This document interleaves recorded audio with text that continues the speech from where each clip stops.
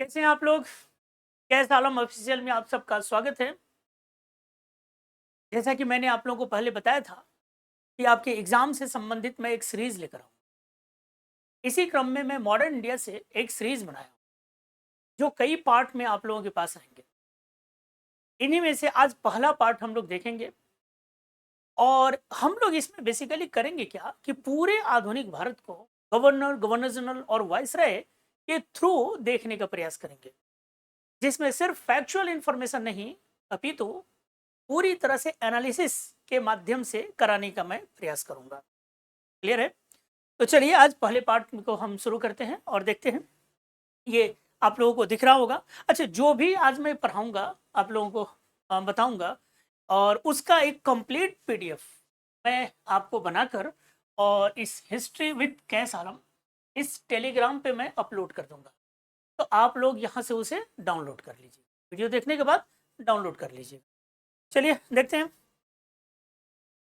हम लोग पहले ये चर्चा करें, देखते हैं कि जैसे अपना टॉपिक ही है गवर्नर, गवर्नर जनरल और वाइसराय। तो पहले तो ये देखें कि कब इनको गवर्नर कहा गया, कब इनको गवर्नर जनरल कहा गया और कब इनको वाइसराय कहा गया। ये तीन शब्द थोड़ा सा हम देखें। एक तो गवर्नर, दूसरा फिर हम देखते हैं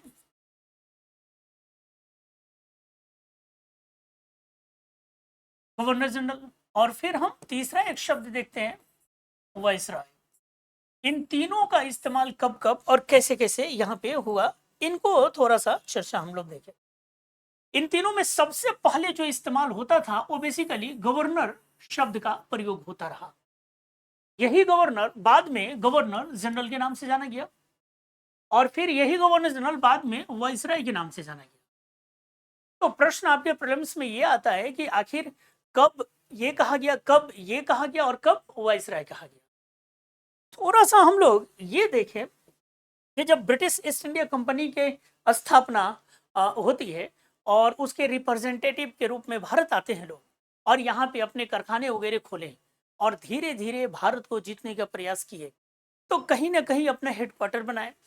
पूरे भारत को अंग्रेज बेसिकली तीन प्रेसिडेंसियों के माध्यम से कंट्रोल कर रहे थे। उनमें से एक था जैसे कोलकाता प्रेसिडेंसी, दूसरा मद्रास प्रेसिडेंसी और तीसरा मुंबई प्रेसिडेंसी। क्लियर बात? इन्हीं तीन प्रेसिडेंसियों के माध्यम से अंग्रेज कंट्रोल कर रहे थे भारत को। जो यहाँ पे और शुरुआती दौर में यहाँ पे गवर्नर, यहाँ भी गवर्नर होते थे, यहाँ भी गवर्नर होते, लेकिन कुछ अधिनियम ऐसे आए जिसके माध्यम से हम देखते हैं कि गवर्नर का नाम गवर्नर जनरल हो गया, फिर गवर्नर जनरल का नाम वाइसराय हो गया। क्लियर है? देखते हैं इसको कैसे करते हैं हम लोग। इस क्रम में अगर हम देखें तो कुछ मैंने आप लोगों को इंपॉर्टेंट फैक्ट्स यहाँ पे लिख दिया हूँ। ये इसको आप लोग आराम से पढ़ लीजिएगा, क्योंकि ये सब पीडीएफ में डाउनलोड आपको दे दूंगा। अगर हम देखें तो 1599, आप सबको याद होगा कि 1599 में यानी 1599 में एक कंपनी स्टैब्लिश्ड हुई इंग्लैंड में यानी ब्रिटेन में, जिसका नाम रखा गया United company of merchants of London trading into the east Indies. ये कंपनी बना, और इसी को कॉमनली हम लोग यानी सामान्य रूप से अगर देखें तो हम इसे ईस्ट इंडिया कंपनी के नाम से जानते हैं। यानी कहने का मतलब यह है कि ईस्ट इंडिया कंपनी की स्थापना 1599 में हुई। ठीक है, अब कंपनी तो बन गई, लेकिन कंपनी बनने के बाद अब इसके रिप्रेजेंटेटिव भारत आएंगे, तो भारत आने से पहले इनको अनुमति तो लेना पड़ेगा। तो इसलिए आप देखिएगा कि 1600 में इस कंपनी को, जो इंग्लैंड की महारानी थी जिनका नाम था एलिजाबेथ फर्स्ट, इन्होंने भारत से आप कह सकते हैं व्यापार करने के लिए इनिशियली प्रारंभ में 15 वर्षों के व्यापार करने के लिए इन्हें अनुमति प्राप्त हुआ। इसको, कंपनी को। यानी मैं क्या बताने का प्रयास कर रहा हूं कि एलिजाबेथ प्रथम जो इंग्लैंड की महारानी थी, इन्होंने इस ईस्ट इंडिया कंपनी को 15 वर्षों के लिए व्यापार करने के लिए एक चार्टर दिया। क्लियर बात? और अब यही इनके पास में अधिकार होगा ताकि वो भारत आकर व्यापार कर सकते हैं। और इसी क्रम में हम देखते हैं कि भारत ईस्ट इंडिया कंपनी आती है और अपने कारखाने स्थापित करते हैं और धीरे धीरे भारत को जीतने का प्रयास करते हैं। तो जब ईस्ट इंडिया कंपनी की हम बात कर रहे हैं तो आखिर इसमें था क्या? तो देखो जो लोग ऐसे, ये प्राइवेट लिमिटेड कंपनी है और कई सारे लोग इसमें थे, इसमें स्वयं एक महारानी एलिजाबेथ भी थी जो इसके शेयर होल्डर थी। तो जो ईस्ट इंडिया कंपनी के शेयर होल्डर्स थे उनको अ कोर्ट ऑफ प्रोप्राइटर कहा गया। इनको क्या कहा जाता था? कोर्ट ऑफ प्रोप्राइटर कहा जाता था।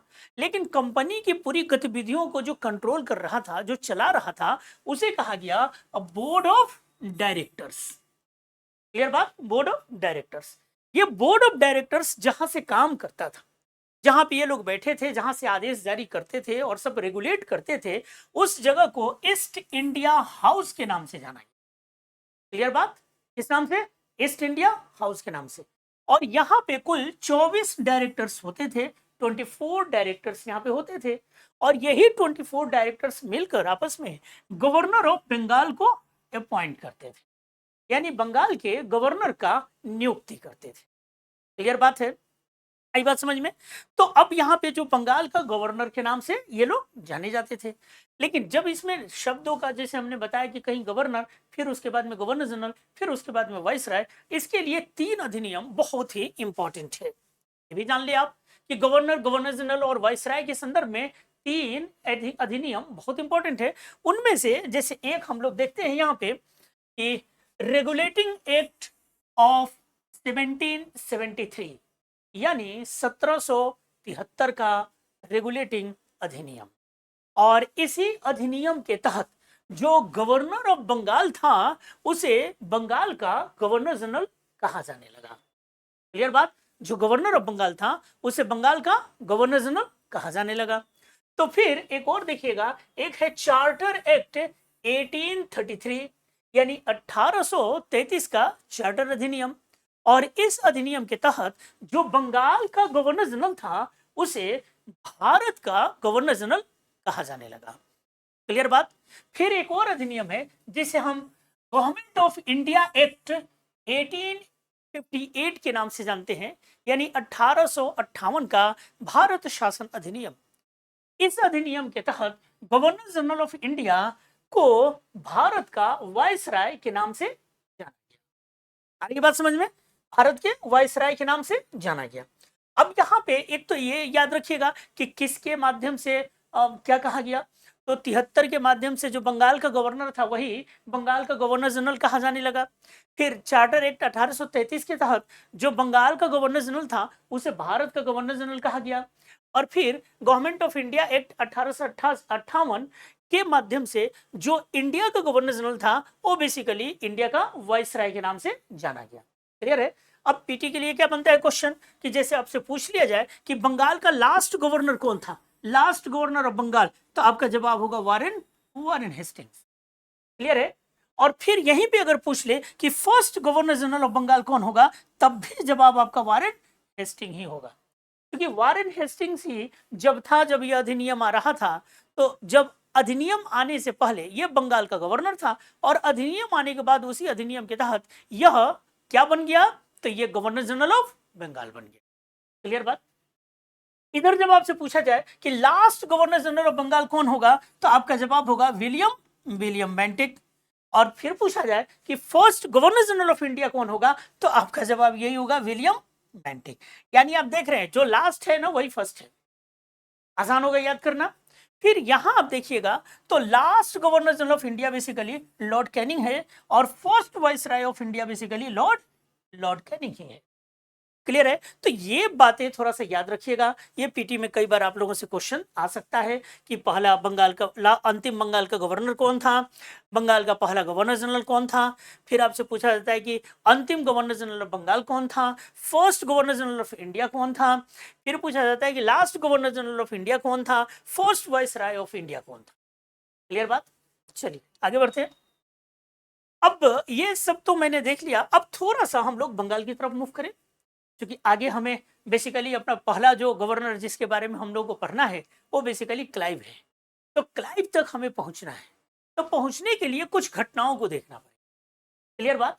जब अंग्रेज आते हैं और बंगाल में बेसिकली अपना फोर्ट विलियम में अपने कारखाना खोलते हैं, अपना हेडक्वार्टर स्टैब्लिश करते हैं, और वहीं पे आप देखिएगा कि उस समय बंगाल का एक नवाब हुआ करता था जिसका नाम था नवाब सिराज। बंगाल का नवाब सिराज था। और यहीं पे जब नवाब सिराज, ऐसा मत समझना कि ये पहला नवाब है, क्योंकि बंगाल की स्थापना आप जानते हो एक अलग टॉपिक है, थोड़ा सा रेफरेंस दे रहा हूं कि स्वतंत्र बंगाल के रूप में, हालांकि सेमी इंडिपेंडेंट स्टेट के रूप में बंगाल की स्थापना मुर्शिद कुली खान ने की थी, क्लियर बात है। और उसी मुर्शिद कुली खान के क्रम में आप देखिएगा कि कई सारे नवाब आएंगे, और तब एक नवाब आएगा जो युवा नवाब होगा, थोड़ा शॉर्ट टेम्पर्ड भी था, जिसका नाम था नवाब सिराज या सिराजो दौला। ये बंगाल का नवाब है। यहीं पे इसके बाद से या इसी के समय से कंपनी और बंगाल के संबंध खराब होने लगे, और संबंध खराब होने के पीछे कई सारे कारण थे, लेकिन उनमें से एक कारण था कि बेसिकली इस बंगाल यानी कोलकाता का फोर्टिफिकेशन, समझ रहे ना, ये अंग्रेज क्या कर रहे थे, कोलकाता का फोर्टिफिकेशन यानी किलाबंदी कर रहे थे। नवाब सिराज कहा कि भाई आप किलाबंदी नहीं कर सकते, लेकिन कंपनी इस पर कोई ध्यान नहीं दी, इसलिए नवाब ने कंपनी को सख्त आदेश दिया और ये कहा कि किसी भी हाल में आप जो फोर्टिफिकेशन किए हैं उसको रिमूव कीजिए, यानी जो किलाबंदी आपने किया है उसे हटाइए।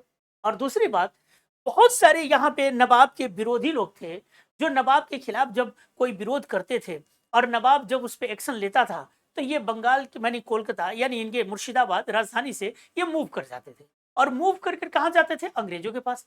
अंग्रेज फोर्ट विलियम और अंग्रेजों के पास जाते थे, तो अंग्रेज क्या करते थे, इनको अपने यहाँ शेल्टर दे देते थे, पॉलिटिकल शेल्टर। इसी में बंगाल के नवाब का एक अधिकारी था जिसका नाम था कृष्ण बल्लभ। बेसिकली इसके ऊपर करप्शन का चार्ज था, भ्रष्टाचार का आरोप लगा था, और ये कृष्ण बल्लभ यहां से भागकर कंपनी के शरण में चला जा चुका था। तो इसी समय नवाब ने कंपनी से कहा कि आप दो काम कीजिए, नंबर वन, एक तो कोलकाता का जो फोर्टिफिकेशन आप कर रहे हैं इसको बंद कीजिए, इसको हटाइए, और दूसरा जो हमारे यहाँ से भ्रष्टाचार का आरोपी है जिसका नाम कृष्ण बल्लभ है, जो आपके यहाँ जाकर शरण लिया है, उसे वापस कीजिए। क्लियर बात। ये दोनों मानने से, दोनों ही बातों को मानने से कंपनी ने रिफ्यूज यानी इनकार कर दिया। जब कंपनी इनकार कर दी तो नवाब को गुस्सा, स्वाभाविक है कि गुस्सा आएगा, और गुस्सा आता है तो नवाब क्या किया कि 20 जून 1756 on 20 June 1757 nawab attack Calcutta, नवाब ने कलकत्ता पर अटैक कर दिया, और जब हमला किया, और सिर्फ हमला ही नहीं किया बल्कि कलकत्ता को जीत भी लिया, और कलकत्ता को जीतने के बाद उसका नाम भी बदल दिया, और उसका नाम बदल कर क्या रखा, अलीनगर कर दिया, उसका नाम चेंज करके अलीनगर कर दिया। किसका, कलकत्ता का। और अलीनगर करके यहाँ पे जब जीत लेता है तो ये फोर्ट विलियम जहां पे अंग्रेज थे, बेसिकली उस पूरे इलाके पर इसका कब्जा हो जाता है, अलीनगर उसका नाम रख देता है, और यहाँ पे अपना एक अधिकारी जिसका नाम था मानिक चंद, मानिक चंद को यहाँ का किलेदार बना देता है। क्लियर बात, किलेदार बना दिया, और किलेदार बनाकर नवाब फिर मुर्शिदाबाद चला जाता है, अपनी राजधानी चला जाता है। अब यहीं पे एक घटना घटती है, इसी रोज 20 जून 1756 को एक घटना घटी जिसे हम काल कोठरी की घटना के नाम से जानते हैं, यानी ब्लैक होल ट्रेजेडी के नाम से जानते हैं, काल कोठरी की घटना कहते हैं। एक कमरा था जिसका अगर हम डायमीटर देखें तो 18, 14 और 10 फीट के संदर्भ में था, और इस छोटे से कमरे में, जून का महीना है, रोशनदान भी इसमें नहीं था, और इस छोटे से कमरे में 146 अंग्रेजों को कैद कर दिया जाता है। जब अगले रोज यानी 21 जून को जब ये दरवाजे खोले गए, ये कमरा खोला गया, तो इसमें से सिर्फ 23 लोग जिंदा बचे थे, 123 लोग सफोकेशन के कारण मर गए थे। क्लियर बात। इसी घटना को भारतीय इतिहास में काल कोठरी की घटना के नाम से जाना जाता है, यानी ब्लैक होल ट्रेजेडी के नाम से जाना जाता है। इस घटना की जो जानकारी दिया वो एक ऐसा व्यक्ति है जो इसी 23 में से एक था जो बचा था, और उनमें से एक जो बचा, 23 बचे थे, उन्हीं में से एक व्यक्ति था जिसका नाम था हॉलवेल। इसलिए हॉलवेल ने पूरी घटना की जानकारी दी है। अदरवाइज याद रखिएगा कि इस काल कोठरी की घटना के बारे में 156 जो यहाँ पे डेटा दिया जाता है, इसकी जानकारी किसी भी भारतीय हिस्टोरियंस ने नहीं दिया है। ऐसा लगता है कि अंग्रेजों ने इन घटना को बढ़ा चढ़ाकर पेश करने का प्रयास किया। हो सकता है कुछ लोग गिरफ्तार हुए हों, लेकिन 146 का जो डेटा है वो पूरी तरह से डाइजेस्ट नहीं होता है। हमें क्या, हमें तो बस ये याद रखना है कि आखिर इस घटना की जानकारी दिया कौन, तो हॉलवेल देता, जो बाद में कार्यवाहक गवर्नर भी बनता है बंगाल का। क्लियर बात है।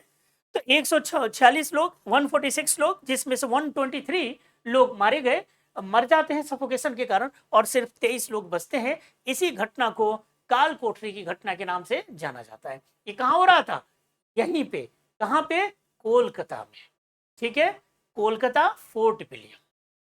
क्लियर बात। चलिए, अब यहाँ पे आप एक मैप देखिएगा, यहाँ पे देख रहे होंगे कि ये अपना कलकत्ता है, यहाँ पे हुगली है, यहाँ पे पलासी और मुर्शिदाबाद। ये थोड़ा सा लोकेशन याद रखिएगा, कई बार यहाँ से क्वेश्चन आ जाते हैं, ठीक है। तो कलकत्ता यहाँ पे, हुगली नदी है, और मुर्शिदाबाद यहाँ पे, अब एक पोर्ट है हुगली, और मुर्शिदाबाद यहाँ पे। तो बंगाल के देखो नवाबों की राजधानी यहाँ पे मुर्शिदाबाद थी, जो बंगाल के नवाब थे, और ब्रिटिशर्स कहाँ थे, कोलकाता थे। लेकिन ये थे कहाँ पे सब, ये सब बंगाल की बात हो रही है। क्लियर बात। आगे देखिए हुआ क्या कि एक तो काल कोठरी की घटना हुई, तो जो पकड़ लिए गए उनके साथ ना हुआ ऐसा, कैद कर लिया गया, लेकिन बहुत सारे अंग्रेज यहां से भागने में कामयाब रहे। उन्हीं में से जो उस समय फोर्ट विलियम का गवर्नर था, उसका नाम था रोजर ड्रैक। रोजर ड्रैक, ये जो गवर्नर था इस समय फोर्ट विलियम का, इसके नेतृत्व में बहुत सारे अंग्रेज यहां से भागने में कामयाब रहे। और वो लोग यहां से भागकर, बेसिकली कलकत्ता से भागकर, एक फुल्टा द्वीप, नाम सुने होंगे आप लोग, डेल्टा, सुंदरबन डेल्टा उसके पास में, तो फुल्टा द्वीप पर ये लोग जाकर शरण लिए, और वहां जाकर भाग जाता है ये गवर्नर ड्रेक, और वहां जाकर बेसिकली ठहरता है, और वहां से ये इंफॉर्मेशन भेजता है मद्रास प्रेसिडेंसी, यानी मद्रास के अंग्रेजों के पास, कि भाई आइए और आप हमारी मदद कीजिए। यहाँ पे जब फुल्टा पे इन लोगों ने शरण लिया, इसी समय इन लोगों ने मद्रास को इन्फॉर्म किया, और तब वहीं से then a British officer Robert Clive entered the story. इसी समय एक ब्रिटिश ऑफिसर जिसका नाम रॉबर्ट क्लाइव था, इस कहानी में प्रवेश करता है, एंट्री लेता है, और इसके बाद में सब कुछ, पूरा सिनेरियो ही ये बदल देगा। क्लियर है। तो इसलिए सबसे पहला, अब ये तो पृष्ठभूमि में बता रहा था, क्योंकि अपना टॉपिक तो है गवर्नर, गवर्नर जनरल और वाइसराय, तो इसलिए सबसे पहला गवर्नर जिसे हमें पढ़ना है वो है रॉबर्ट क्लाइव। क्लियर बात, रॉबर्ट क्लाइव। अब रॉबर्ट क्लाइव को देखेंगे तो बड़ा ही दिलचस्प टाइप का इंसान है। क्लियर है। इसकी जीवनी आप जब पढ़ेंगे तो आपको पता चलेगा कि गजब तरह का इसका जीवन है। ये बचपन से ही बड़ा बदमाश आदमी था, ये जो रॉबर्ट क्लाइव आपको दिखाई दे रहा है। क्लियर है। बचपन में ही जब अभी मतलब हाई स्कूल वगैरह में पढ़ता था उस समय, तो उसी समय ये क्या करता था कि गैंग बनाया हुआ था, अपने मित्रों को मिलाकर एक गैंग बनाया था, और ये वहां के शॉपकीपर जो दुकानदार वगैरह थे उनको बड़ा टॉर्चर करता था, उनसे जबरदस्ती पैसा उगा ही करता था। बताओ, मतलब गुंडा था एक तरह से, पहले से ही, बचपन से ही दिख गया था कि कितना खतरनाक है। क्लियर है। और इस क्रम में अब देखिएगा कि सबसे पहली बार जो क्लाइव भारत आता है तो एक क्लर्क के रूप में आता है।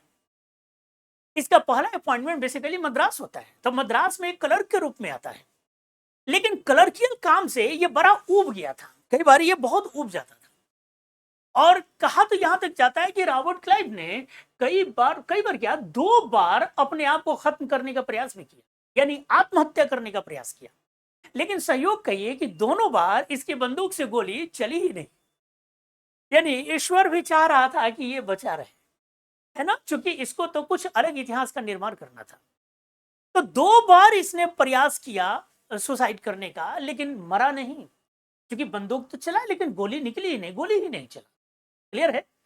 फिर बाद में इतना उब गया कि ये इस व्यापारिक क्लर्कियल वर्क से इतना उब जाता है कि बाद में ब्रिटिश सेना को ये ज्वाइन करता है। अब इसकी पूरी क्षमता जो ये था अंदर से, ये सब उभरने का, और एक तरह से इसका मतलब कह सकते हैं कि इसका इमर्ज होने का जो पूरा का पूरा मतलब इसकी जो इच्छाएं थी वो सेना में ही आकर पूरी। क्लियर बात। और जैसे सेना ज्वाइन करता है उसके बाद में इसके, अब तो पूछिए मत, अब इसका उत्कर्ष यहीं से शुरू होता। कर्नाटक युद्ध जब चल रहा था तो उस समय ये मद्रास में ही था, और उसमें ये अपना जौहर दिखा चुका था, और आप देखेंगे कि सेकंड कर्नाटक युद्ध में किस प्रकार से इसने पासा पलट दिया था, समझ रहे ना। किस प्रकार से इसने पासा पलट दिया था और आरकोट का घेरा डाला था और किस प्रकार से फ्रांसीसियों से कर्नाटक छीन लिया था। तो इसलिए अपना जौहर दिखा चुका था। अब इसको भेजा जाता है कहां? बंगाल। तो अब यही था जो मद्रास के गवर्नर्स वगैरह सब जो थे या ऑफिसर्स थे, वो लोग जब राय कर रहे थे कि क्या किया जाए, तो ये सजेस्ट करता है कि करना क्या है, नवाब के जितने डिसकंटेंट लोग हैं, जो उसके कॉर्टियर्स हैं, जो उसके दरबारी हैं, जो असंतुष्ट है नवाब से, उनके साथ मिलकर एक कॉन्स्पिरेसी की जाए, एक षड्यंत्र किया जाए और षड्यंत्र के माध्यम से बंगाल को जीतने का प्रयास किया। बस क्या था, इसको कमान मिलता है और क्लाइव मद्रास से कोलकाता की तरफ कूच। क्लियर है? दो लोग बेसिकली गए थे, मैं आपको यहां पे दिखाऊं इस मैप से। तो एक तो मद्रास से जो स्थल मार्ग था, लैंड रूट था, उधर से ये क्लाइव पहुंचता है और सी रूट से एक वाटसन नाम का व्यक्ति था, वाटसन, एडमिरल वाटसन था। ये समुद्री मार्ग से बेसिकली कलकत्ता की तरफ मूव करता है और क्लाइव स्थल मार्ग से यानी लैंड रूट से ये मार्ग यहाँ पे चलता है, यानी उड़ीसा वगैरह होते हुए ये यहाँ पे पहुंचता है। क्लियर बात? अब जब क्लाइव यहाँ पे पहुंचा, कोलकाता जब ये क्लाइव पहुंचता है, तो अब इसके लिए सबसे पहला इंपॉर्टेंट काम क्या था? फोर्ट विलियम पे कब्जा करना। और इसमें इसको सफलता भी मिल गई, क्लाइव को, इसमें क्लाइव को सफलता मिली और ये आते ही फोर्ट विलियम पे कब्जा कर लिया। और इसलिए कब्जा कर लिया क्योंकि फोर्ट विलियम का किलेदार कौन था? मानिकचंद। मानिकचंद गद्दार निकला, ट्रेटर है वो। क्लियर बात? और उसने गद्दारी कर दी और गद्दारी करने के कारण इसकी बड़ी आसानी से फोर्ट विलियम पर इसका कब्जा हो जाता है। अब जब फोर्ट विलियम पर इसका कब्जा हुआ तो नवाब सिराजुद्दौला मजबूर हो गया अब क्लाइव के साथ यानी कंपनी के साथ समझौता करने के। नतीजा एक ट्रीटी ऑफ अलीनगर हुआ जो 9 फरवरी 1757 को अलीनगर की संधि हुई। और इस अलीनगर की संधि में जो प्रावधान एक्सेप्ट किए गए वो क्या किया गया था? तो जैसे फरूख सियर का फरमान ऑफ 17, आप देखिएगा 1717 का फरूख सियर का फरमान, जिसको हम लोग शाही फरमान कहते हैं। इसी 1717 के शाही फरमान यानी फरूख सियर के फरमान के तहत अंग्रेजों को बंगाल में मुक्त व्यापार करने की अनुमति मिली थी, सूरत में मुक्त व्यापार करने की अनुमति मिली थी, याद है, अपना सिक्का ढालने की अनुमति प्राप्त हुई थी, ये सारे मिले थे। और जब नवाब यहाँ पे कब्जा किया था तो ये सब रोक दिया था। तो अब इस संधि के माध्यम से अंग्रेजों ने जो चाहते थे वो यहाँ पे कर लेते हैं। अलीनगर की संधि के तहत नवाब सिराज मजबूर इतना हो गया कि उसे ये एक्सेप्ट करना पड़ा कि फरूख सियर का जो 1717 का फरमान है हम उसे स्वीकार करते हैं, यानी नवाब इसे एक्सेप्ट किया कि जो जो प्रावधान थे वो सब फिर से आपको दिए जाएंगे। दूसरा, यहाँ पे नवाब ये भी एक्सेप्ट किया कि आप कलकत्ता का किलाबंदी कर सकते हैं। क्लियर बात? 45 कलकत्ता आप कर सकते हैं, यानी कलकत्ता का किलाबंदी कर सकते हैं। नवाब को यह भी एक्सेप्ट करना पड़ा कि आप कलकत्ता में अपना सिक्का ढाल सकते हैं, आप कलकत्ता के टकसाल में अपने सिक्का ढाल सकते हैं। और कुछ वार कंपनसेशन के बारे में भी बात होती है, हालांकि बहुत कोई क्लियर कट आइडिया इसके बारे में नहीं मिलता कि कोई युद्ध के संदर्भ में कंपनसेशन की बात की गई थी, लेकिन फिर भी क्लाइव ने नवाब से 3 लाख रुपया तो जरूर वसूला था, है ना, इनसे 3 लाख रुपया लिया था।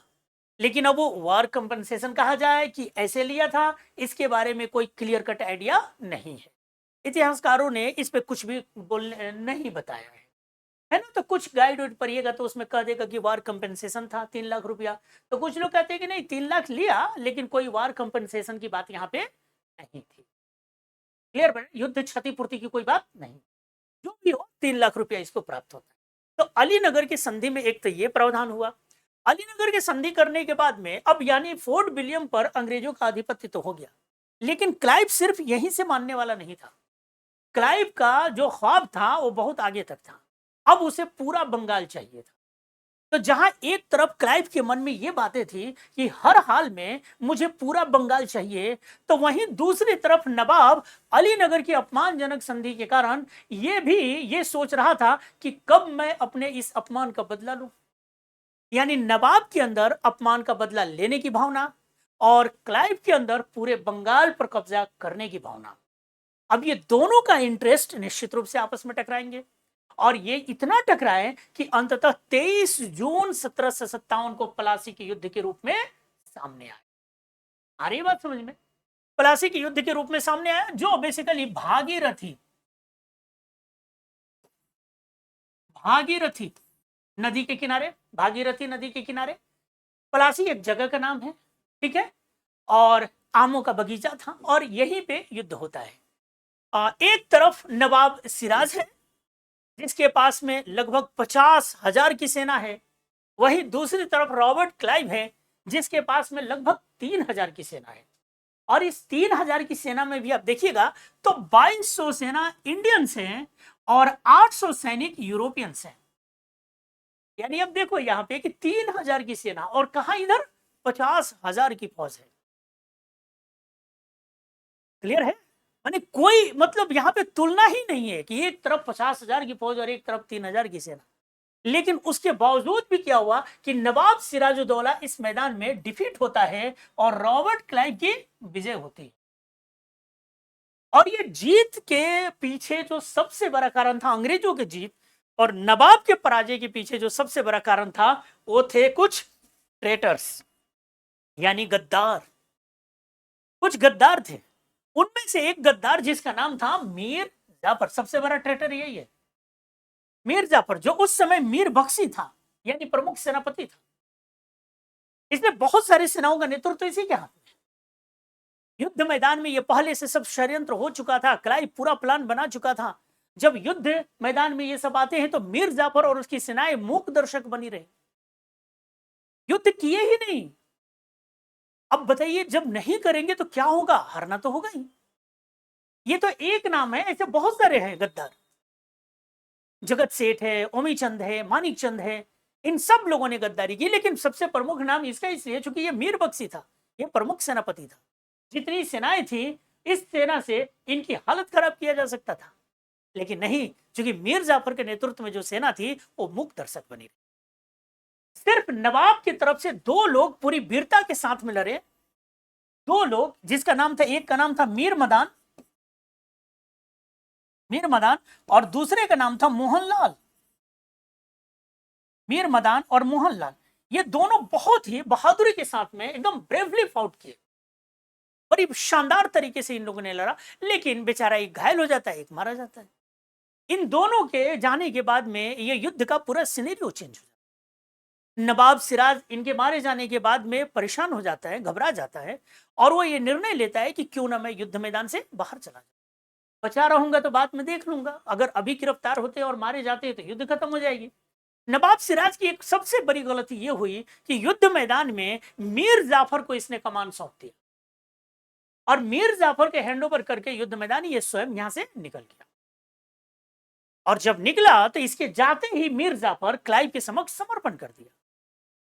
और जो युद्ध नवाब जीत सकता था, इन गद्दारों के कारण नवाब बेचारा हार गया।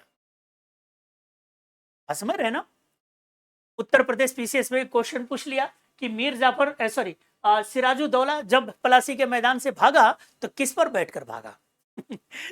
ऐसा ऐसा क्वेश्चन पूछ लेता है कई बार, है ना? तो याद रखिएगा कि वो पालकी पर बैठकर भागा था, छुप कर जा रहा था पालकी पर। क्लियर है? तो नवाब तो यहां से चला गया, लेकिन मीर जाफर के गद्दारी के कारण ये युद्ध हार जाते हैं। और अगले ही रोज आप देखिएगा कि 23 जून को ये युद्ध होता है और 24 जून यानी अगले ही रोज मीर जाफर को बंगाल का नया नवाब बना दिया जाता, जो कंप्लीटली यानी पूर्ण रूप से गद्दार तो था ही, पपेट था, कठपुतली नवाब था, जो कंप्लीटली क्लाइव के इशारों पे चलने वाला था। इसलिए यहां तक इसके बारे में कहा जाता है कि मीर जाफर तो क्लाइव का कुत्ता था, क्लाइव का गिद्दर है, क्लाइव का कुत्ता है, ऐसा कहा जाता है। ये उतना ही पूंछ अपना हिलाएगा जितना कि क्लाइव कहेगा। क्लियर बात? तो अब यहां पे आप देखिएगा कि मीर मदान मोहनलाल ने इनको सपोर्ट तो किया, लेकिन बेचारे ये शहीद हो जाते हैं, मारे जाते हैं। लेकिन यहां पे मीर जाफर के गद्दारी और इसने जो गद्दारी किया उसको अंग्रेजों ने फल दिया, और फल क्या था? तो एक बंगाल का नवाब के रूप। क्लियर है? अब जरा देखिए कि नवाब सिराज का क्या हुआ। नवाब सिराज पालकी पर बैठकर भागे तो जरूर, लेकिन हम बाद में देखते हैं कि 2 जुलाई 1757, इनको बाद में गिरफ्तार कर लिया जाता है, और 2 जुलाई 1757 को बेसिकली इन्हें जो आपको याद होगा, अभी मैंने बताया था मीर जाफर और इसी मीर जाफर का एक बेटा था जिसका नाम था मीर मीरन। इसी का एक बेटा था जिसका नाम था मीर मीरन। और इसी मीर मीरन के आदेश पर एक व्यक्ति था जिसका नाम था मोहम्मद अली बेग। इसी मोहम्मद अली बेग ने 2 जुलाई 1757 को सिराजुद्दौला को नमक हराम देवरी नामक स्थान पर फांसी दे दी। क्लियर बात? तो नवाब सिराजुद्दौला को फांसी चढ़ा दिया गया। और ये घटना कहां पे घटा? तो एक जगह है जो बेसिकली मुर्शिदाबाद के बगल में ही है और उसका नाम है नमक हराम देवरी। नमक हराम देवरी ये जगह के नाम है और इसी जगह पर इसको फांसी दे दिया जाता है। इसके आदेश पर? तो मीर जाफर के बेटा मीर मीरन के आदेश पर फांसी चढ़ाने वाला व्यक्ति कौन था? मोहम्मद अली बेग था। क्लियर है? इस जगह को ट्रेटर्स गेट के नाम से भी जाना जाता है, यानी गद्दारों का द्वार कहा जाता है। प्लेस को गद्दारों का द्वार के नाम से भी जाना जाता है। क्लियर है? इस युद्ध के बारे में कुछ स्कॉलर लोगों ने भी बहुत सारी बातें कही। जैसे एक बड़ा ही शानदार स्कॉलर हैं, ये प्रोफेसर भी, हिस्टोरियंस भी, और आजादी के बाद में ये चीन का राजदूत भी बने थे और उनका नाम है केएम पनिकर। और केएम पनिकर ने कहा कि ये प्लासी का युद्ध बेसिकली कोई युद्ध नहीं था बल्कि ये ट्रांजैक्शन था, यानी सौदा था। ये कुछ नहीं था, ये सौदा था। ये कोई युद्ध नहीं था, ये सौदा था। क्लियर है? सौदा किसके? गद्दारों के। कहा इन्होंने, क्लियरली कहा कि इस प्लासी के युद्ध में बेसिकली बंगाल के कुछ धनी लालची स्वार्थी व्यक्तियों ने अपने ही नवाब को क्लाइव के हाथों बेच दिया। इसलिए प्लासी कोई युद्ध नहीं, प्लासी एक सौदा है। आप समझ रहे ना? तो ये केएम पानीकर ने इनके बारे में कहा। बंगाल के एक कवि हैं, बड़ा शानदार फेमस कवि हैं, जो कवि रहे हैं, जिनका नाम है नवीन चंद्र सेन। नवीन चंद्र सेन ने अपनी एक किताब लिखी, कविता की किताब है, जिसका नाम है पलाशीर युद्ध। पलाशीर युद्ध। अब बंगाली में पलासी को पलाशीर, युद्ध, युद्ध मतलब युद्ध ही है, तो पलाशीर युद्ध इनका किताब का नाम है। किसका? नवीन चंद्र सेन। इसी किताब में ये कहते हैं कि प्लासी के युद्ध का जो बेसिकली 23 जून 1757 जो है वो था क्या? तो कहते हैं night of internal gloom. Night of eternal gloom यानी शाश्वत दुख की काली रात। कहते हैं कि वह डेट है 23 जून 1757 जिस रोज भारतीयों के लिए और भारत के लिए शाश्वत दुख की काली रात की शुरुआत हुई। और ये ऐसा एक रात था जिसकी सुबह 15 अगस्त 1947 को। क्लियर बात? ये नवीन चंद्र सेन कहते हैं। इसी प्रकार से एक अंग्रेज व्यक्ति भी था जिसका नाम था थॉमसन। थॉमसन ने तो यहां तक कहा कि अब इस प्लासी के बाद में बंगाल को तब तक चैन नहीं मिलने वाली थी जब तक कि अंग्रेज बंगाल का खून का एक एक कतरा चूस न ले, एक एक बूंद निचोड़ ना ले, तब तक अब बंगाल को चैन मिलने वाली नहीं, थॉमसन ने कहा। ये सारी बातें बताती है कि प्लासी के बाद में या प्लासी के बाद आप देखिए कि किस प्रकार से अंग्रेजों ने भारत को लूटा। जबरदस्त लूट हुई, जबरदस्त लूट हुई। और इसी प्लासी के बाद इसी को हम लोग प्लासी प्लंडर कहते हैं। प्लासी प्लंडर मतलब प्लासी की लूट। प्लासी की लूट मतलब क्या? कि जैसे मीर जाफर आएगा तो अब बंगाल के खजाने पर इनका नियंत्रण हो जाएगा और जो बंगाल को लूटा जाएगा जिसका कोई हिसाब नहीं। गजब का लूट किया है। समझ है ना? बहुत लूटा गया है भारत को। अगले रोज क्या हुआ? तो मीर जाफर को नवाब बना दिया गया बंगाल को। और मीर जाफर नवाब बनते ही 24 परगना कंपनी को दे दिया। 24 परगना एक क्षेत्र है, आज भी एक जिला के रूप में 24 परगना अंग्रेजों को प्राप्त हुआ। और ये तो एक मैंने लिखा कि 24 परगना, इसके अलावा आप देखिए क्लाइव को अलग से जमींदारी प्राप्त हो रहा है, एक क्षेत्र का अलग से जागीर प्राप्त हो रहा है, क्लाइव को अलग से पैसा दिया जा रहा है, कंपनी के जितने कर्मचारी थे उन सबको अलग से पैसा दिया गया। मतलब ऐसा लगा कि मीर जाफर ये जीतने के बाद नवाब बनने के खुशी में इसने बंगाल के खजाने को अंग्रेजों के लिए खोल दिया। ऐसा लग रहा था कि जैसे बंगाल का खजाना कोई खजाना नहीं बल्कि कुआं है, और जब अंग्रेजों को जितना मन कर रहा है बाल्टी डाला, दौलत निकाला, निकाल ले करे, यानी खूब लूट शुरू हुई। इसी को हम लोग कहते हैं प्लासी प्लंडर कहा जाता है। क्लियर बात। लेकिन कुछ ही समय के बाद में मीर जाफर को यह बात समझ में आ गई कि मैंने गलत आदमी का साथ दे दिया, यानी इन अंग्रेजों का महत्वाकांक्षा तो कभी खत्म हो ही नहीं सकती। इसलिए यह सोचा कि क्यों ना अंग्रेजों के चंगुल से हम निकल जाएं, लेकिन निकलने के लिए किसी ना किसी का सहयोग चाहिए था। तो इसने गुप्त तरीके से एक प्लान बनाया। ये भी कॉन्स्पिरेसी करता है, कौन? मीर जाफर। और किसके साथ? तो बेसिकली डचों के साथ। सोचा कि क्यों ना हम डचों के साथ मिलकर कॉन्स्पिरेसी करके इनके अंग्रेजों के चंगुल से निकल जाए, उसके बाद देख लेंगे। लेकिन नवाब का किस्मत खराब था और क्लाइव का किस्मत बेहतर था, अंग्रेजों का बेहतर था।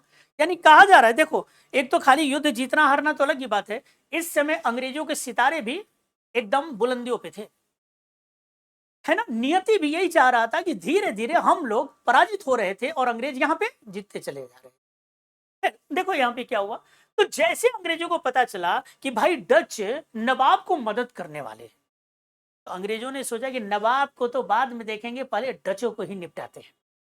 नतीजा, अंग्रेजों ने 1759 में 1759 में बैटल ऑफ बेदारा की घोषणा कर दी और इस बैटल ऑफ बेदारा में डचों को बुरी तरीके से पराजित किया और इतना बुरी तरीकों से पराजित किया अंग्रेजों ने कि अंततः इनको भारत छोड़कर यहां से जाना पड़ा।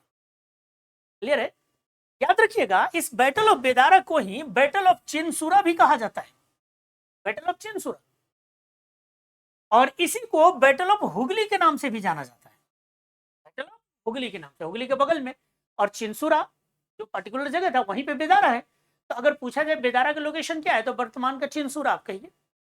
तो इसे बैटल ऑफ बेदारा या बैटल ऑफ चिनसूरा या बैटल ऑफ हुगली के नाम से भी जाना जाता है, जिसमें डचों का किस्मत पूरी तरह से खत्म हुआ, इनका सूर्य अस्त हुआ और अंततः इन लोगों को यहां से भारत छोड़कर जाना पड़ा। डच जब पराजित हो गए, जो जाफर को सहयोग कर सकते थे, जब वही डिफीट हो गए तो जाफर अकेले पड़ेगा।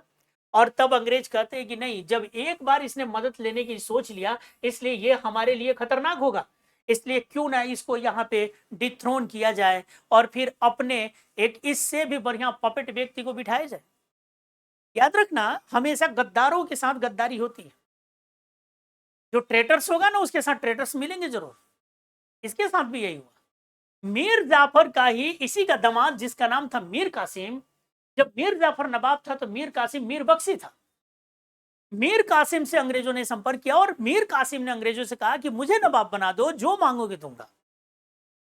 ये थोड़ा सा समझदार था, ये सोचा था कि एक बार सत्ता हाथ में आ जाए उसके बाद अंग्रेजों को देख लेंगे, इसलिए सोचा कि पहले सत्ता तो आ जाए। बस क्या था कि मीर कासिम को लेकर अंग्रेज जाफर के पास जाते और कहते हैं, सुन भाई जाफर, अब जितना जल्दी हो सके गद्दी छोड़ो, और किसके हक में? तो अपने दामाद मीर कासिम के पक्ष में गद्दी का त्याग कीजिए, और नहीं तो युद्ध के लिए तैयार रहिए। जाफर समझदार व्यक्ति था, उसने कहा कि ना, युद्ध करेंगे तो मारते कम से कम अगर अपनी स्वेच्छा से हट जाते हैं तो कम से कम लग्जरियस लाइफ तो बचा रहेगा। इसलिए जाफर एकदम शांतिपूर्वक तरीके से गद्दी से उतर जाता है और उसके जगह पर कासिम को बिठा दिया जाता है। क्लियर है। तो ये जो कासिम ने जाफर को रिप्लेस किया और बिना किसी खून खराबे को, इसी कारण ये जो सत्ता परिवर्तन हुआ ना, एकदम शांतिपूर्वक तरीके से बिना खून बहाए, इसे अंग्रेजों ने कहा पीसफुल रेवोल्यूशन, यानी शांतिपूर्ण क्रांति का नाम दिया। तो कभी आ जाए शांतिपूर्ण क्रांति क्या है, पीसफुल रेवोल्यूशन क्या है, तो कुछ नहीं है, 1760 का वही घटना है जिसमें नवाब जाफर को हटा दिया जाता है और जाफर के जगह पे कासिम को अपॉइंट कर दिया जाता है। इस परिवर्तन में कोई विद्रोह नहीं होता है, इस परिवर्तन में कोई रक्त नहीं बहते हैं, इसलिए अंग्रेजों ने इसे पीसफुल रेवोल्यूशन की संज्ञा दी। याद रखिएगा, कोई रेवोल्यूशन वगैरह था वो नहीं, लेकिन आपके लिए पीटी के लिए कभी बन सकता है कि बंगाल में पीसफुल रेवोल्यूशन यानी शांतिपूर्ण क्रांति, तो आप कहिएगा 1760 में क्या हुआ, तो जाफर की जगह पर कासिम को अपॉइंट किया अंग्रेजों के। ठीक है। कासिम शासक बनते ही, यानी बंगाल का नवाब बनते ही, इसने वर्धमान, मिदनापुर और चिटगांव कंपनी को दे। अब ये सब याद रखिएगा, मीर जाफर जो था वो 24 परगना दिया था और मीर कासिम यहाँ पे वर्धमान, मिदनापुर और चिटगांव दे दिया। अब कासिम भी बड़ी जबरदस्त तरीके से इनके समय में भी बंगाल की लूट शुरू हो गई, खूब लूटा जा रहा है, कोई उसमें दिक्कत नहीं है। क्लियर है? प्लासी के बाद में जब क्लाइव के हाथ में सत्ता आती है तो इसने देखा कि बहुत सारी बंगाल में जो सेना थी उसकी अव्यवस्थित थी, तो इसलिए अपने सेनाओं को व्यवस्थित किया, ऑर्गेनाइज किया, और इस संदर्भ में इसने 3 कमांड बनाए। ठीक है, एक कमांड था जिसको हम इलाहाबाद कमांड कहते हैं, दूसरा मुंगेर कमांड कहते हैं, और तीसरा बांकीपुर कमांड के नाम से जाना जाता है। ठीक बात है, इलाहाबाद कमांड, बांकीपुर कमांड पटना, और उसके बाद में मुंगेर कमांड। ठीक है, तो ये 3 कमांड का निर्माण करता है, अपनी सेनाओं को इसमें विभक्त करता है। क्लाइव इस समय लंदन चला जाता है और कार्यवाहक गवर्नर के रूप में एक व्यक्ति आता है जिसका नाम है हॉलवेल। और मैं अभी बताया हूं कि हॉलवेल वही है जिसने ब्लैक होल ट्रेजेडी की जानकारी दी है, जो मैं अभी आपसे चर्चा कर चुका हूं। इसके बाद में वेंसी टॉर्ट आता है जो 1760 से 1764 तक रहता है, और इसी के समय में बैटल ऑफ बक्सर होता है। जब बैटल ऑफ बक्सर हो रहा था तो क्लाइव भारत नहीं था, वो इंग्लैंड था। 22 अक्टूबर 1764 को बक्सर के मैदान में सेनाएं आपस में मिली, और क्या हुआ तो जरा इसकी भी पृष्ठभूमि समझिए। जब कासिम यहाँ पे नवाब बना, और नवाब बना तो उसकी राजधानी कहाँ थी? मुर्शिदाबाद, और अंग्रेजों की राजधानी कहाँ थी? तो कोलकाता, दोनों बंगाल में। तो कासिम ये सोचा कि अंग्रेज हमारे हर एक मामले में हस्तक्षेप क्यों कर रहे हैं, क्योंकि मेरा भी कैपिटल यहीं, इनका भी कैपिटल यहीं, क्यों ना हम अपनी राजधानी अंग्रेजों से दूर लेकर चले जाएं, ताकि दूर चले जाएंगे तो वहां पे हम कुछ भी करेंगे तो ये बहुत ज्यादा हस्तक्षेप नहीं करेंगे। इसी पर्पज से जो ये मीर कासिम था,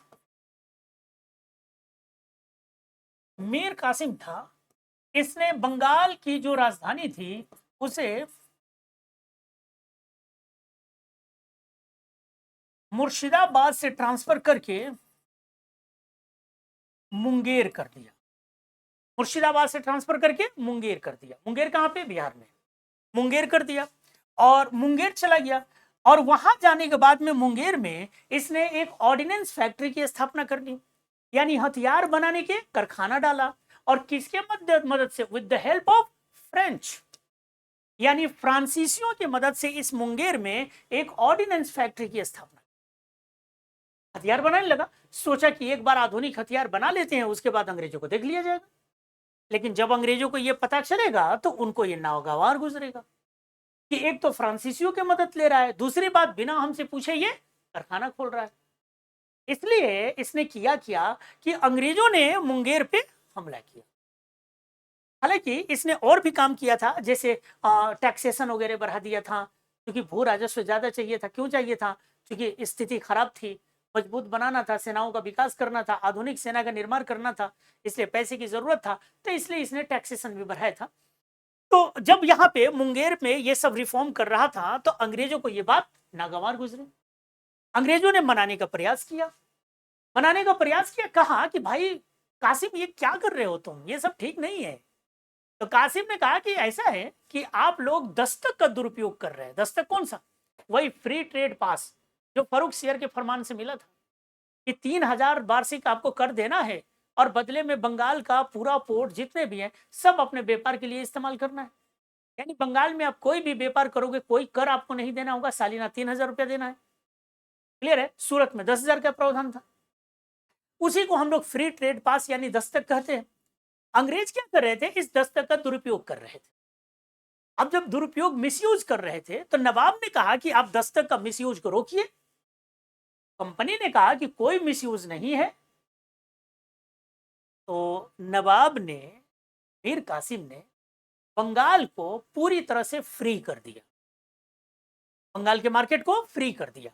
यानी अब सिर्फ अंग्रेजों को ही कर नहीं देना है, बल्कि किसी भी भारतीय व्यापारी को भी कोई कर नहीं देना था। तो जब पूरा मार्केट फ्री कर दिया तो अब इससे नुकसान किसको होगा? कंपनी को।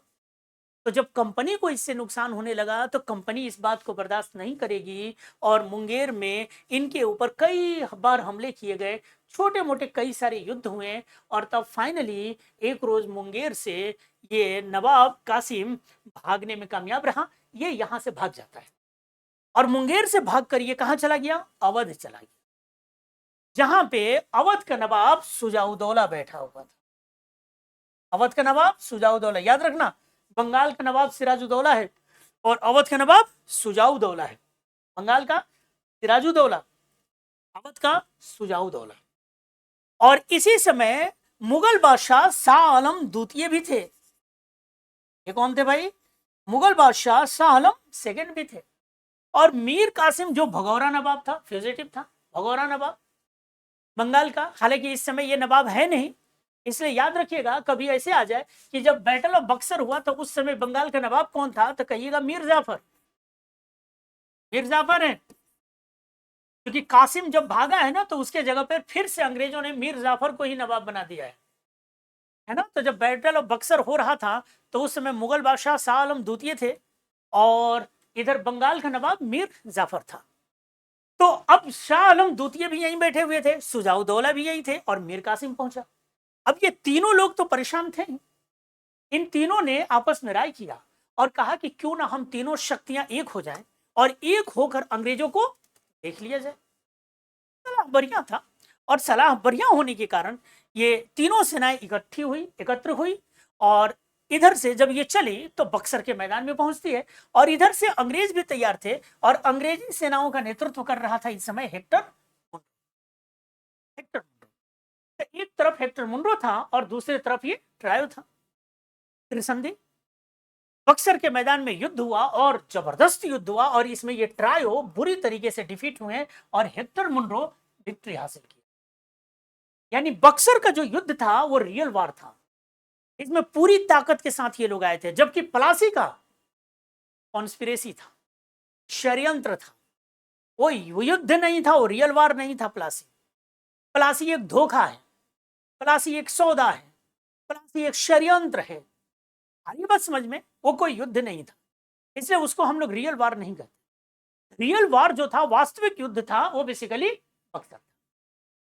बक्सर के मैदान में जो युद्ध हुआ ये बेसिकली वास्तविक युद्ध था। क्यों? क्योंकि अंग्रेज भी पूरी ताकत के साथ आए थे और यहाँ पे ये भारतीय शक्तियां भी पूरी ताकत के साथ आई, उसके बावजूद भी भारतीय शक्तियां हारी। और हारने से एक बात तो क्लियर हुआ कि इस समय खाली संख्या बल के आधार पर आप कोई युद्ध नहीं जीत सकते। यानी यूरोपियन पद्धति पर आधारित सेनाएं अभी भी यहाँ पे इस समय ज्यादा बाजी मार रही। क्लियर है? तो हेक्टर मुनरो ने इन सबको पराजित करता है और पराजित करके बक्सर का युद्ध जीत लेता है। जहां प्लासी के युद्ध से अंग्रेज एक राजनीतिक शक्ति के रूप में उभरे थे, वहीं बक्सर के युद्ध के बाद अंग्रेज एक राजनीतिक शक्ति के रूप में स्थापित हो गए। यानी जो प्लासी में भारत विजय का ख्वाब देखे थे, वो ख्वाब बक्सर के युद्ध में पूरा हो गया। इसीलिए कहा जाता है, कहा भी जाता है, ये बात कहा जाता है कि प्लासी के निर्णय को बक्सर ने अपनी मुहर लगाई। यानी जो सोचे थे अंग्रेजों ने प्लासी के युद्ध में, प्लासी के बाद कि कैसे हमें करना है, वो सब प्राप्त हो रहा है कहां? बक्सर के बाद।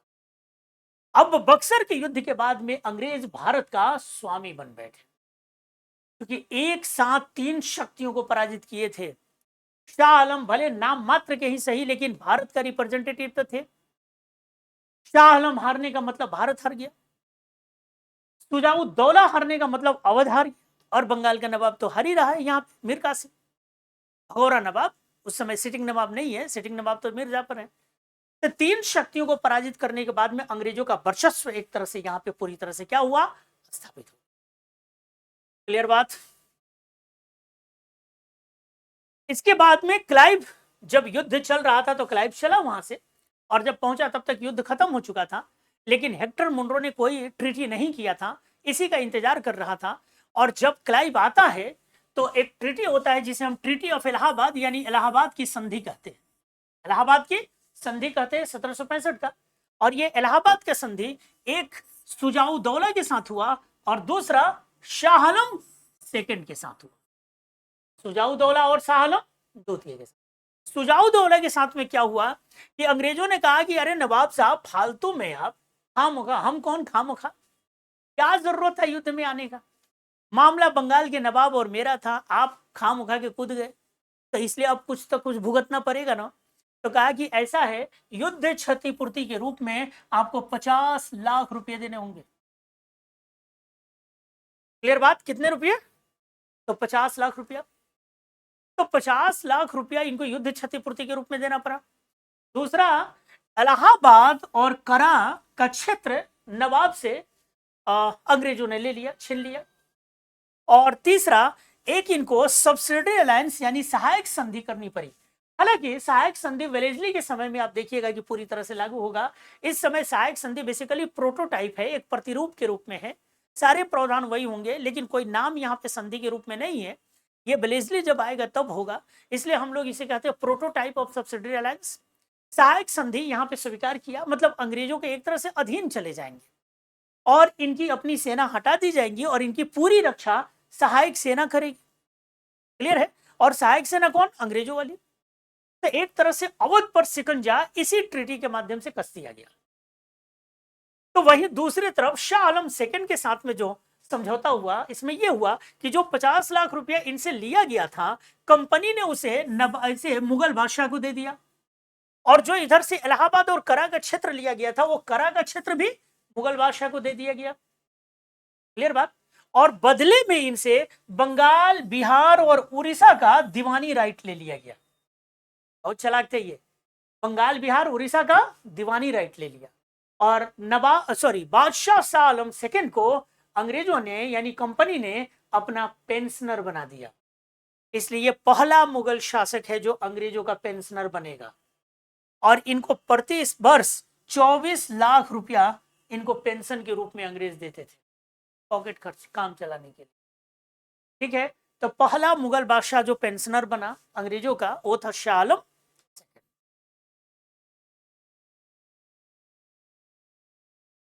क्लाइव सिर्फ यही नहीं रुका, संधि करने के बाद में बंगाल पहुंचता है और बंगाल में इसने द्वैत शासन लागू करता है, यानी डायरकी इन बंगाल लागू करता है, इसलिए इसे फादर ऑफ डायरकी कहा जाता है। क्लियर है? डायरकी लागू करता है यानी द्वैत शासन लागू करता है बंगाल में। अब द्वैत शासन क्या था? तो द्वैत शासन बेसिकली रूल ऑफ टू कहा जाता है, दो का शासन, जो 1757 से 1772 तक बंगाल में चला। यहाँ पे हम चूंकि डिटेल नहीं करा सकते, चूंकि हम यहाँ पे सिर्फ क्या देख रहे हैं, गवर्नर्स के कुछ काम देख रहे हैं, इंपॉर्टेंट, हल्के फुल्के हम आपको यहाँ पे डिस्कशन करते हुए चल रहे हैं। जब डिटेल टॉपिक होता है तो इसको खूब बढ़िया से पढ़ाया जाता है।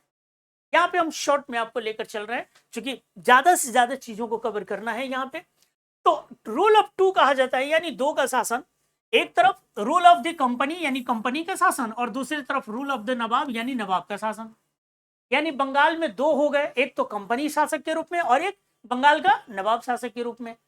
लेकिन जो कंपनी थी यही बेसिकली डी फैक्टो रूलर थी, यानी वास्तविक शासक यही है, इसी के पास में वास्तविक शक्तियां हैं। क्यों? क्योंकि इसी कंपनी के पास में दीवानी अधिकार भी थे और निजामत के अधिकार भी थे कंपनी के पास। अब ये तो सिर्फ कैसा रह गया? In the name only, in the name only, यानी सिर्फ नाम के लिए, नाम मात्र के लिए शासक रहा।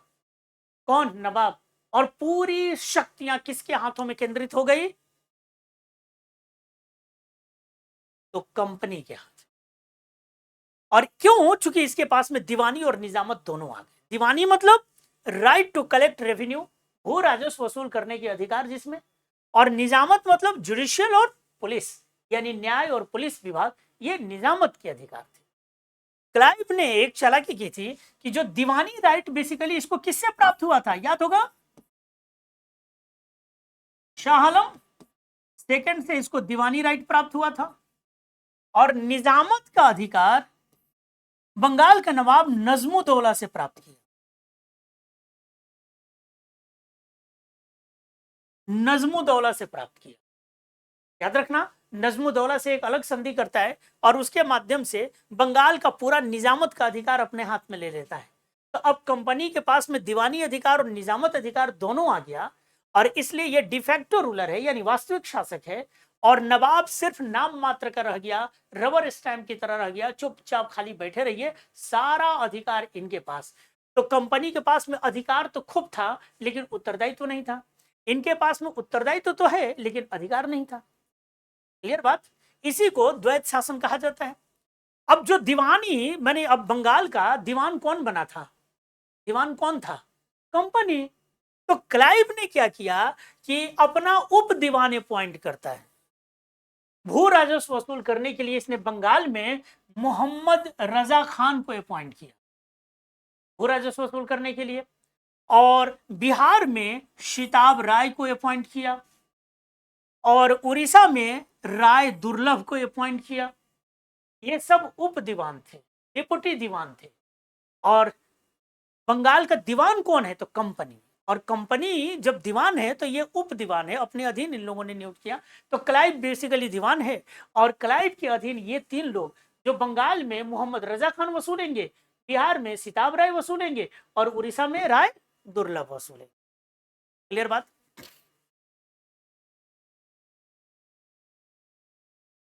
एक और बात देखिए, सोसाइटी ऑफ ट्रेड 1765 यानी व्यापार समिति की भी स्थापना क्लाइव ने करता है, किया था। बेसिकली जब क्लाइव आया था और बंगाल का कंट्रोल अपने हाथ में लिया था, तो इसने भ्रष्टाचार को रोकने का प्रयास भी किया था। बहुत सारे कंपनी के जो अधिकारी थे, जो वर्कर थे, ये लोग व्यापार करते थे, निजी व्यापार वगैरह, और इससे भ्रष्टाचार फैला हुआ था। क्लाइव ने इन सबको रोका, जिसके कारण इन लोगों में असंतोष हुआ, और इसी असंतोष को रोकने के लिए क्लाइव ने एक सोसाइटी फॉर ट्रेड का गठन करता है।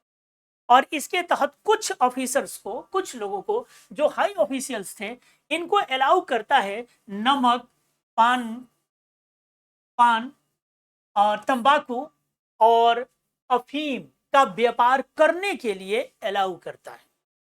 क्लियर बात? कि इतना आप लोग, कुछ ऑफिशियल्स को यह कह दिया कि आप नमक का, पान का, तंबाकू का और ओपियम का व्यापार कर सकते हैं। ये थोड़ा सा अलग से छूट देता है। लेकिन बाद में आप देखिएगा कि 1768 में ब्रिटिश पार्लियामेंट ने क्लाइव के इस डिसीजन को कंप्लीटली समाप्त कर दिया, है ना, उसको खत्म कर दिया जाता है कि चूंकि ठीक नहीं था। इसी क्लाइव के समय में 1766 में व्हाइट म्यूटिनी यानी श्वेत विद्रोह भी होता है।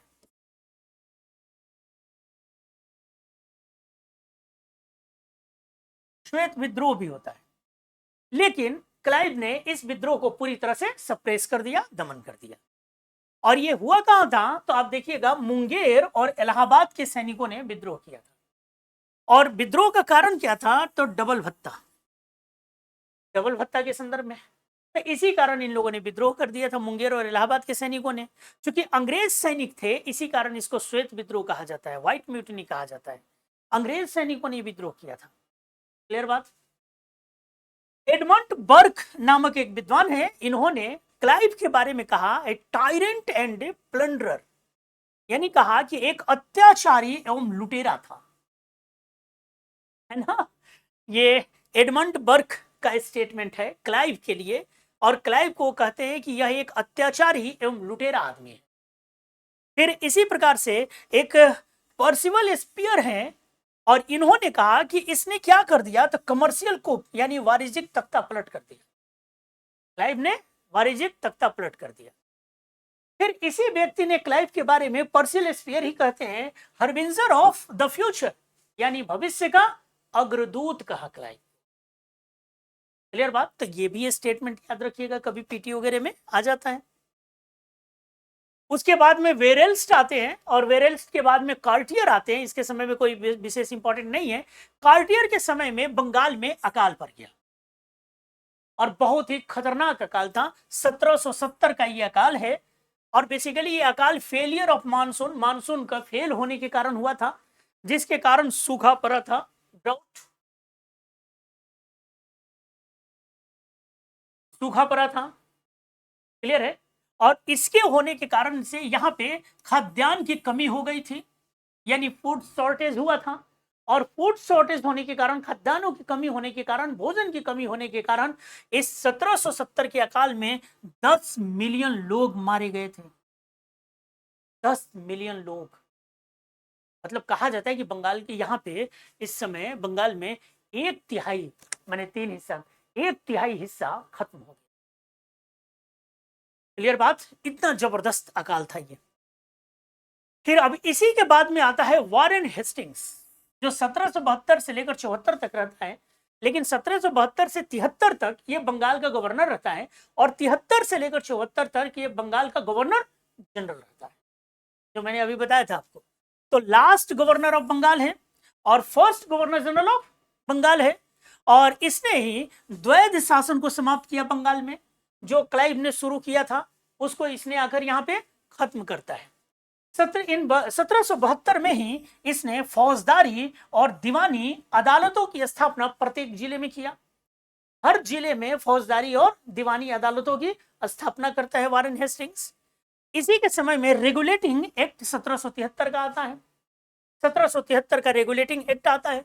इस पे मैंने यहाँ पे दे दिया है कुछ कंपनी, कभी फिर एक अलग से जब ये हम गवर्नर जनरल कर लेंगे तो सारे अधिनियमों का एक सीरीज में लेकर आऊंगा आपके लिए, है ना, 1773 से लेकर और बेसिकली 1947 तक।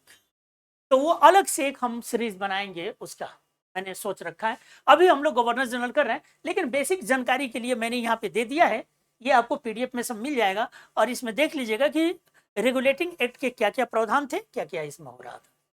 क्लियर है? इसी को एक दूसरे रूप में भी मैंने यहाँ पे दिया है, तो ये भी थोड़ा सा आप लोग देख लीजिएगा। और अब लास्ट में यहाँ पे देखिए गवर्नर्स, गवर्नर जनरल और बंगाल के संदर्भ में एक क्रम यहाँ पे आप लोग याद रखिएगा कि सबसे पहले रॉबर्ट क्लाइव है, उसके बाद में हॉलवेल आता है, रॉबर्ट क्लाइव, फिर हॉलवेल, हॉलवेल के बाद में वेंसीटॉट आता है, फिर रॉबर्ट क्लाइव सेकेंड टाइम आता है, फिर वेरेल्स्ट आता है, फिर कार्टियर आता है, और फिर वारेन हेस्टिंग्स आता है। क्लियर है? तो ये बेसिकली कौन हुए? ये बंगाल के गवर्नर है, ठीक है, बंगाल के गवर्नर है। और अगली क्लास में यानी अगले पार्ट में, पार्ट 2 में हम आगे इसी को बढ़ाएंगे, वारेन हेस्टिंग से हम शुरू करेंगे, और Warren Hasting as a governor general of Bengal के रूप। क्लियर बात? तो गवर्नर जनरल ऑफ बंगाल के रूप में जो अगले क्लास। अब जितना मैंने ये लेक्चर दिया है इसको खूब ध्यान से आप लोग सुनिएगा, और ये पूरा पीडीएफ मैं अपने टेलीग्राम पे अपलोड कर दूंगा, वहां से आप लोग डाउनलोड कर लीजिए ये पूरा जितना मैंने बताया। क्लियर है? और टेलीग्राम आप लोग जान रहे हैं कि मेरा नाम लिखिएगा, सॉरी, मेरा टेलीग्राम हिस्ट्री विथ कैश, हाँ, ये आप टाइप कीजिएगा तो मेरा टेलीग्राम मिल जाएगा, मेरा एक सुंदर सा फोटो होगा, उसको देखते ही आप पहचान जाएंगे।